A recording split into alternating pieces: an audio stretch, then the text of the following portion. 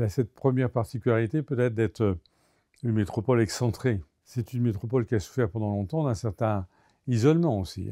On n'avait pas le TGV qui reliait Bordeaux et Paris. On va enfin avoir une ligne de grande vitesse qui va nous relier à Toulouse, mais tout ça va mettre du temps. Donc on est une métropole qui en Europe est peut-être une des moins bien. Il y a un des services sur le plan des axes de communication. On a aujourd'hui à peu près un peu plus de 10 000 habitants par an qui arrivent, ou plutôt notre population augmente d'un peu plus de 10 000, ce qui ne veut pas dire exactement la même chose. Donc les gens ont envie de venir ici parce qu'ils pensent que c'est une terre agréable à vivre et ils ont raison. Après, ça veut dire qu'aussi, il y a des effets de nuisance. Des effets de nuisance d'abord sur un foncier qui est rare, qui est de plus en plus rare et qui évidemment flambe. Et aujourd'hui, les prix augmentent d'une façon très significative.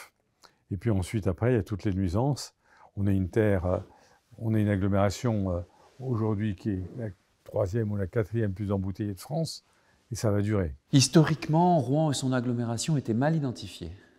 Et le sont toujours pour beaucoup de gens. D'abord parce que Rouen n'est pas une ville littorale, donc on a un peu de mal à la situer sur une carte parfois. Parce que ces éléments d'identification sont très archétypaux et parfois anciens, voire datés. La cathédrale, Jeanne d'Arc. Si vous pensez à Rouen, peu d'autres éléments plus modernes vont peut-être spontanément vous venir à l'esprit. Et donc, historiquement, le sujet de l'identité ou l'identification de Rouen et de sa métropole est un vrai sujet. Et il reste un vrai sujet. Vous dire qu'elle ne s'appelle pas Eurométropole pour rien, c'est bien ça, la dimension européenne qui nous importe. Pour Strasbourg, bien sûr, une capitale européenne reconnue. C'est une métropole frontalière, bordée par le Rhin, donc ça sera aussi une question sur le développement qui ne peut se faire qu'à l'ouest. Il y a aussi cette question de place entre, d'un côté, Rouen, capitale de la Normandie, donc capitale régionale, et dans le même temps, Rouen, aux marches de l'Île-de-France, si on veut, avec de plus en plus, évidemment, de liens. Et c'est vrai qu'en termes de flux, le premier rapport, il est évidemment le long de la vallée de Seine.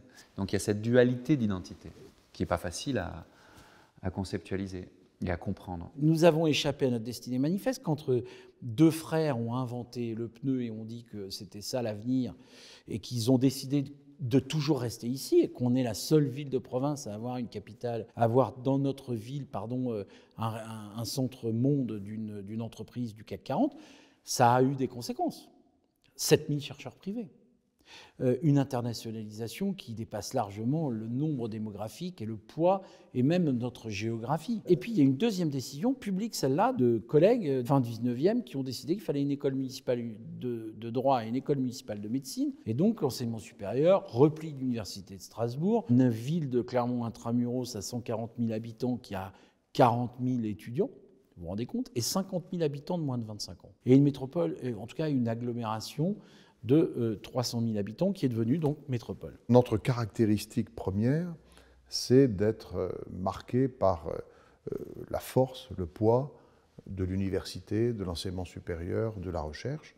Là aussi, quand on regarde la géographie française, après la région parisienne, c'est sans doute là où il y a le plus d'étudiants, dans une grande ville française, et là où il y a le plus de chercheurs. Et c'est ça qui fait la dynamique, l'attractivité, et qui a construit aussi, à côté d'une industrie marquée par la prévalence de l'aéronautique, de l'espace, des systèmes embarqués également, qui a construit un lien entre ce monde académique et de recherche et un monde économique qui, du coup, se trouve avant tout porté par une dynamique d'innovation. La métropole de Toulouse, c'est 37 communes, 800 000 habitants, 500 000 habitants dans la ville-centre, Toulouse, et les autres répartis sur 36 000 communes, en sachant que la deuxième commune, la deuxième par la force de la démographie de notre métropole, c'est Colomiers qui compte 40 000 habitants.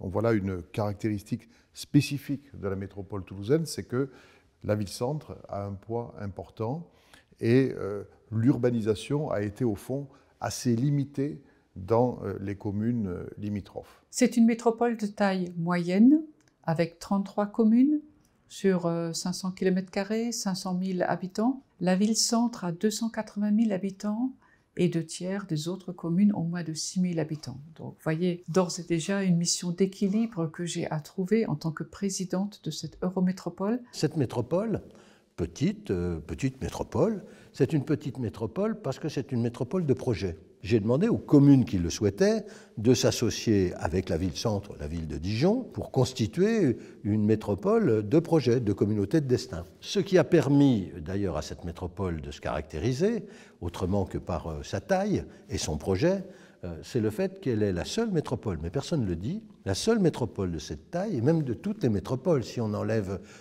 Paris, Lyon, Marseille, à avoir pris toutes les compétences que permettait de prendre la loi MAPTAM. La métropole de Lyon, d'abord, elle s'est construite au fil des années. C'est des dizaines d'années de communauté urbaine au début, il y a une cinquantaine d'années. Et donc, il y a un acquis déjà institutionnel très fort du travail intercommunal au départ. Et puis, la loi MAPTAM a quand même amplifié la capacité d'agir de la métropole de Lyon. Aujourd'hui, nous sommes probablement la collectivité en France qui avons le plus de capacité à agir pour les citoyens en termes de politique publique. Et nous sommes tous les deux élus, les maires et les élus métropolitains, au suffrage universel direct. Chacun a sa légitimité sur les compétences. Et donc, nous, notre responsabilité à la métropole de Lyon, pour être efficace, c'est d'arriver quand même à partager ce pouvoir énorme avec les communes pour qu'autour d'orientations politiques qu'on assume, qui sont celles que nous ont données les électeurs, on puisse déployer nos politiques de façon efficace avec les territoires. Et c'est pour ça qu'on travaille beaucoup avec les communes, notamment dans les conférences territoriales des maires, pour décentraliser nos politiques, pour qu'elles soient plus efficaces et où les maires puissent avoir un rôle plus important que ce que donne la loi. Alors le futur, c'est lequel?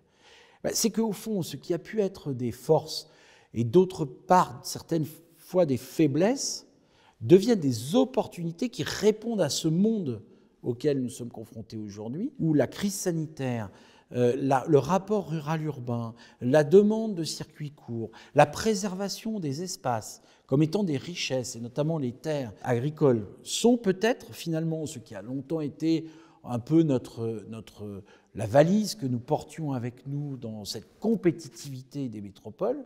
Au moment où nous sommes sortis d'un temps des compétitions pour être dans un temps des distinctions, peut-être nous avons finalement des défauts ou des faiblesses qui deviennent, par un renversement absolument invraisemblable, et c'est ça la chance, des opportunités.